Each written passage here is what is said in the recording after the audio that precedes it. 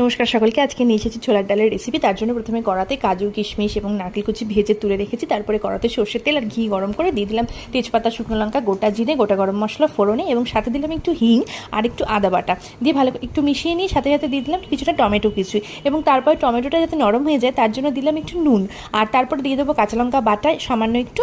তারপরে দিলাম হলুদ গুঁড়ো, জিরে গুঁড়ো, ধনে গুঁড়ো এবং শাহি গরম মশলা গুঁড়ো এবং মশলার সাথে ভালো করে মিশিয়ে নিচ্ছি। এবং তার জন্য মশলাটা যাতে কড়াইয়ের গায়ে লেগে না যায় তার জন্য একটু ডাল সেদ্ধ করা জল থেকে জল মিশিয়ে নিলাম। দিয়ে এবার ডালটাকে আমি আগে থেকে 1-2 ঘন্টা ভিজিয়ে রেখে 2-3টে সিটি দিয়ে সেদ্ধ করে নিয়েছি। মশলা কষানো হয়ে গেলে এবারে এখানে সেদ্ধ করা ডালটা ঢেলে দিচ্ছি। প্রেসার কুকারটা ধুয়ে আর একটু জল মিক্স করে নিলাম আর ডালটা আমি হাতা দিয়ে একটু স্ম্যাশ করে দিচ্ছি যাতে ভালো ডালের থিকনেসটা একটু বজায় থাকে। তারপরে 2টো কাঁচা লঙ্কা চিড়ে এখানে দিয়ে দিয়েছি এবং ভেজে রাখা কাজু, কিশমিশ, নারকেল কুচিও মিশিয়ে দিলাম। সামান্য একটু চিনি এই পর্যায়ে মিশিয়ে দেবো। ব্যাস ফুটে গেলেই কিন্তু রেডি হয়ে যাবে আমাদের ছোলার ডাল। লাস্টে ওপর থেকে একটু ঘি ছড়িয়ে নিয়েছি। এটা রুটি, পরোটা, লুচির সাথে দারুণ লাগে।